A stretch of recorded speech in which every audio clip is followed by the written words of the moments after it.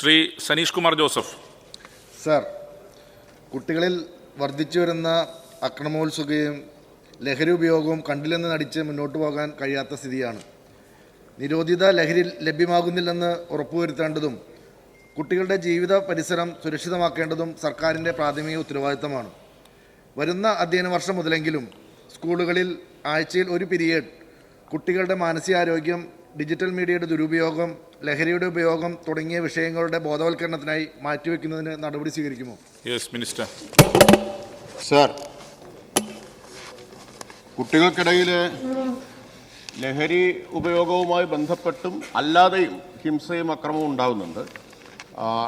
ഇക്കാര്യത്തിൽ ലഹരി ബോധവൽക്കരണ പരിപാടികളിൽ വളരെ ശ്രദ്ധയാണ് സർക്കാർ ചെലുത്തിയിട്ടുള്ളത്. ധാരാളം പദ്ധതികൾ അതിനായിട്ട് ആവിഷ്കരിച്ചിട്ടുണ്ട്. ഏതെങ്കിലും ഒരാഴ്ച മാറ്റിവെക്കുക എന്നതല്ല, തുടർച്ചയായി തന്നെ ഇത്തരത്തിലുള്ള പ്രവർത്തനങ്ങളാണ് സർക്കാർ നടത്തിക്കൊണ്ടിരിക്കുന്നത്. ഇപ്പം എല്ലാ സ്കൂൾ തലങ്ങളിലും ജാഗ്രതാ സമിതികൾ രൂപീകരിച്ചിട്ടുണ്ട്.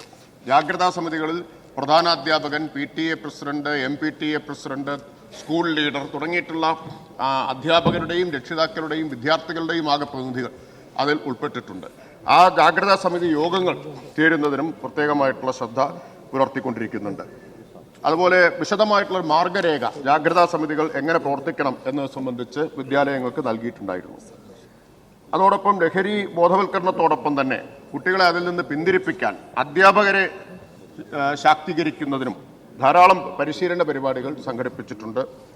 അമ്മ റിസോഴ്സ് ഗ്രൂപ്പായി രക്ഷിതാക്കളുടെ കൂട്ടായ്മ സ്കൂൾ പ്രവർത്തനങ്ങൾക്ക് പിന്തുണ നൽകിക്കൊണ്ടിരിക്കുന്നുണ്ട്. അതുപോലെ തന്നെ സ്റ്റാൻഡേർഡ് ഓപ്പറേറ്റിംഗ് പ്രൊസീജിയർ ഉൾപ്പെടുത്തിയിട്ടുണ്ട്. പ്രധാനമായിട്ടും 3 ഘടകങ്ങൾ ഉൾപ്പെടുത്തി. ഒന്ന്, അറിയുക, അതുപോലെ തന്നെ കണ്ടെത്തുക, അറിയിക്കുക, പരിഹാരമാർഗങ്ങൾ നിർദ്ദേശിക്കുക. ഇങ്ങനെ 3 ഘടകങ്ങൾ ഉൾപ്പെടുത്തിക്കൊണ്ട് സ്റ്റാൻഡേർഡ് ഓപ്പറേറ്റിംഗ് പ്രൊസീജിയർ തയ്യാറാക്കിയിട്ടുണ്ട്.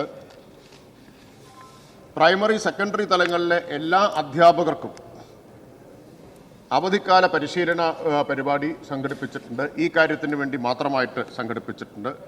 അധ്യാപകർ മുഖേന കുട്ടികളെ ശാക്തീകരിക്കുക എന്നതാണ് സർക്കാർ ലക്ഷ്യം വയ്ക്കുന്നത്. അതുപോലെ തന്നെ ലഹരിക്കെതിരെ ബോധവൽക്കരണ പരിപാടി സംഘടിപ്പിക്കാനും കുട്ടികളെ നിരീക്ഷിക്കുന്നതിനുമായിട്ട് എക്സൈസ് വകുപ്പുമായിട്ട് ചേർന്ന് സ്കൂളിൽ പ്രഹാരി club, children's club, anti narcotic club എന്നിവ രൂപീകരിക്കുകയും ബോധവൽക്കരണ പരിപാടികൾ നടത്തുകയും ചെയ്യുന്നു.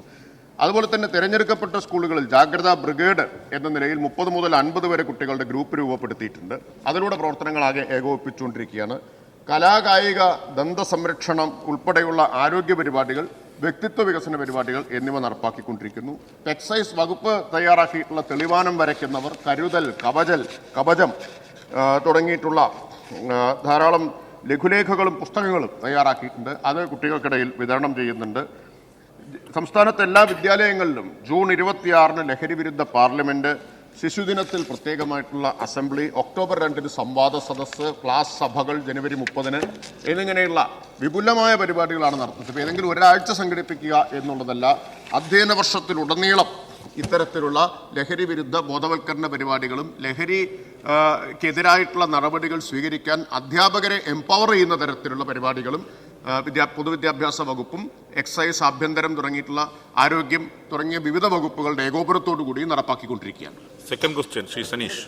സർ, ലഹരിക്കും അക്രമങ്ങൾക്കും നല്ലൊരു പ്രതിവിധിയാണ് സ്പോർട്സ്. പൊതുവിദ്യാഭ്യാസ വകുപ്പും കായിക വകുപ്പും തമ്മിൽ ഒരു ഊഷ്മളമായ ബന്ധമല്ല നിലവിലുള്ളത്. പൊതുവിദ്യാലയങ്ങളിലെ കളിക്കളങ്ങളുടെ നിർമ്മാണം, പരിപാലനം എന്നിവയിൽ പൊതുവിദ്യാഭ്യാസ വകുപ്പ് തടസ്സവാദങ്ങൾ ഉന്നയിക്കുന്ന സ്ഥിതി നിലവിലുണ്ട്. വകുപ്പുകൾ തമ്മിലുള്ള ഈ തർക്കം സംസ്ഥാനത്തിലെ പല നിർമ്മാണ പ്രവർത്തനങ്ങളെയും ദോഷകരമായി ബാധിക്കുന്നുണ്ട്. 2021-22 ബഡ്ജറ്റിൽ അനുവദിച്ച ടെൻഡർ നടപടികൾ പൂർത്തീകരിച്ച ചാലക്കുടി ബോയ്സ് ഹൈസ്കൂളിലെ 5 കോടിയുടെ സ്റ്റേഡിയം നിർമ്മാണവും ഈ തർക്കത്തിൽ മുടങ്ങിക്കിടക്കുകയാണ്. ഈ തർക്കം പരിഹരിച്ച് സ്റ്റേഡിയം നിർമ്മാണത്തിലുള്ള നടപടികൾ സ്വീകരിക്കുമോ? Yes minister. സർ, ഒന്നാമത്തെ കാര്യം, ഒരു ചോദ്യത്തിൽ അദ്ദേഹം ഒരു ആരോപണം കൂടി ഉന്നയിച്ചു. അത് വസ്തുതാവിരുദ്ധമാണ് എന്ന കാര്യം ഞാനിവിടെ വ്യക്തമാക്കാൻ ആഗ്രഹിക്കുകയാണ്. പൊതുവിദ്യാഭ്യാസ വകുപ്പും കായിക വകുപ്പും തമ്മിലോ ഈ സർക്കാരിലെ ഏതെങ്കിലും വകുപ്പുകൾ തമ്മിലോ അത്തരത്തിലുള്ള ഒരു പ്രശ്നവും നിലനിൽക്കുന്നില്ല എന്ന് മാത്രമല്ല, നല്ല ബന്ധമാണ് എല്ലാ വകുപ്പുകളും തമ്മിലുള്ളത്. അതുകൊണ്ടാണ് ഞാനിവിടെ നേരത്തെ